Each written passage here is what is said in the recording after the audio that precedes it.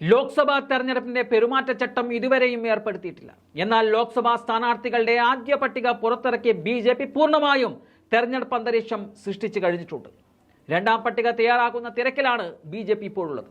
അതുകൊണ്ട് തന്നെ അടുത്ത ദിവസങ്ങളിൽ തങ്ങളുടെ സ്ഥാനാർത്ഥി പട്ടിക പുറത്തിറക്കുവാനുള്ള തയ്യാറെടുപ്പിലാണ് കോൺഗ്രസും ഉള്ളത്. ഇതിൽ പ്രധാനമായും കോൺഗ്രസ് ശ്രദ്ധ കേന്ദ്രീകരിക്കുന്ന സംസ്ഥാനങ്ങളിൽ ഒന്ന് രാജസ്ഥാനാണ്. 25 സീറ്റുകളുള്ള രാജസ്ഥാനിൽ നിലവിൽ കോൺഗ്രസിന് സീറ്റുകൾ ഒന്നും തന്നെയില്ല.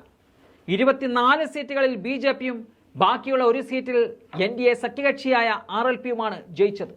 ഇത്തവണ പ്രമുഖ സ്ഥാനാർത്ഥികളെ രംഗത്തിറക്കി സംസ്ഥാനത്ത് വലിയ മുന്നേറ്റം ഉണ്ടാക്കാനാണ് കോൺഗ്രസ് കരുക്കൾ നീക്കുന്നത്.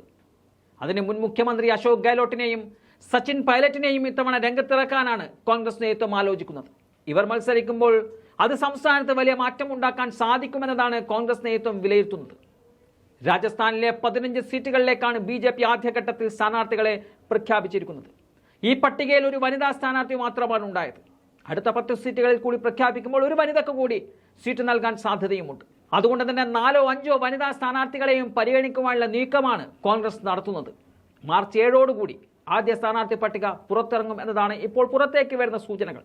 രാജസ്ഥാനിൽ നേട്ടമുണ്ടാക്കിയാൽ അത് BJPയുടെ ഹാട്രിക് തടയുന്നതിൽ പ്രധാന പങ്ക് വഹിക്കുമെന്ന് തന്നെയാണ് കോൺഗ്രസ് നേതാക്കൾ കരുതുന്നത്.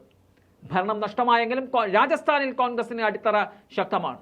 അത് പരമാവധി പ്രയോജനപ്പെടുത്തുക എന്ന ലക്ഷ്യത്തോടെയാണ് അശോക് ഗെഹ്ലോട്ട്, സച്ചിൻ പൈലറ്റ് എന്ന മുതിർന്ന നേതാക്കളെ തന്നെ കോൺഗ്രസ് കളത്തിലിറക്കുന്നത്.